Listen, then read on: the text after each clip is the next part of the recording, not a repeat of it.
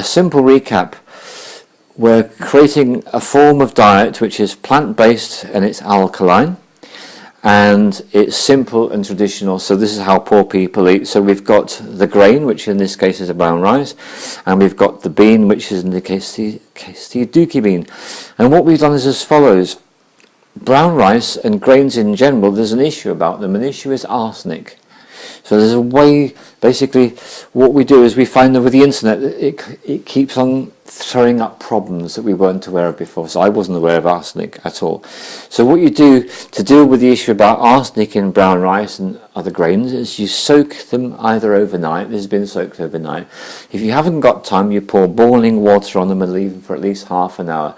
And the important thing is throw the soaking water away. You're sorted. When you soak them in water, do you use that water or did you use this water? I use this water because I'm lucky enough to own a car and I'm lucky enough to be able to fill my containers.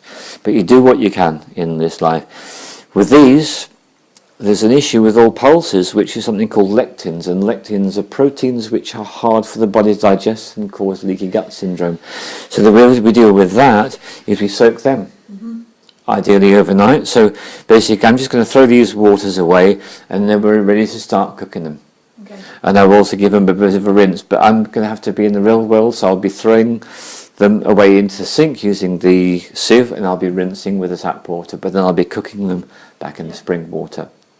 And what I want you to know about before I stop the device is that when it comes to cooking all pulses, if you add a small amount of seaweed, they soften much quicker, which is really nice. So it means it aids the softening and therefore the assimilation process of the body. And then there's one other little thing about cooking pulses.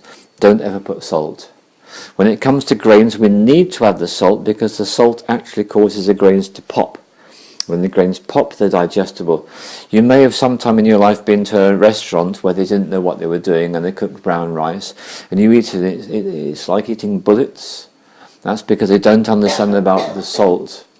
And when you have a right amount of salt, it causes the grains to pop and then you can digest what you're eating. So that's it. So we're just going to go and do this.